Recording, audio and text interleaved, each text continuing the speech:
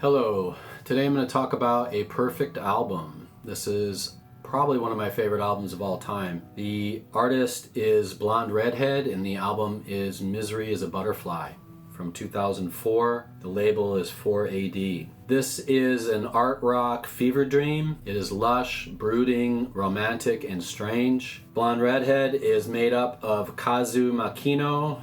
She is Japanese, and the twin brothers Emilio and Simone, I think it's Pache. I'm not exactly sure how you say their name, but they're Italians. They were originally a 4-piece, but then they dropped down to a 3-piece, and that lineup has extended for quite a long time, to this day, actually. They are a strange mix of this Japanese, European, and New York art rock, if that makes any sense. This is their 6th studio album, but I'm a fan of most of their work. This is part of their peak though. There are a few albums that I think really they nailed it, and this is one of them. The emotional and lyrical content reflects Kazu's 2003 horse riding accident. She needed facial reconstructive surgery and months of rehabilitation, including relearning how to sing. The sorrow, the pain, the crushing aspects permeate the album. And what I should say here is that their album Melody of Certain Damaged Lemons is kind of like the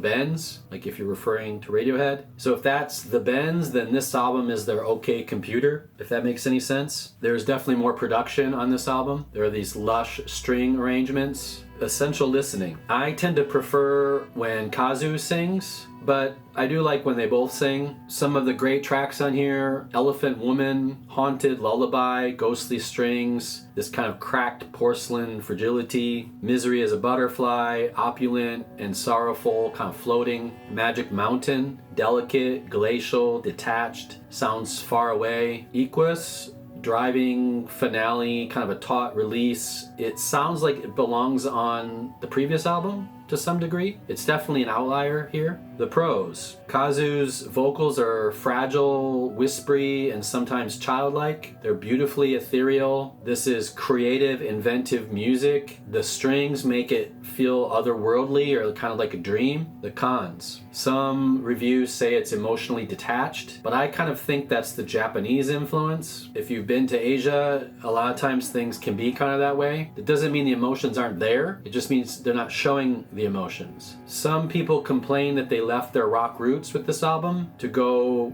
more into shoegaze or dream pop, but I think it was a logical progression, and I think it works here very well. My final thoughts: this feels like a haunted palace, a snow globe, a broken porcelain house, or a child's collage. It's a masterpiece of wounded elegance. I've been listening to this for years, and it never gets old. I saw them live a few times, once in Detroit, once in Portland, and once in Seoul, and they delivered every time. They are very good live, but I love what they do with the production of this album. This is just a masterpiece of production, I think. I will put the link below, but that's all I got. If you want to take a listen. If you love Blonde Redhead, you can comment below and tell me why you like them, or if you want me to talk about one of their other albums, I will also do that. I probably will talk about more of their albums at a later date, but that's all I got for this one.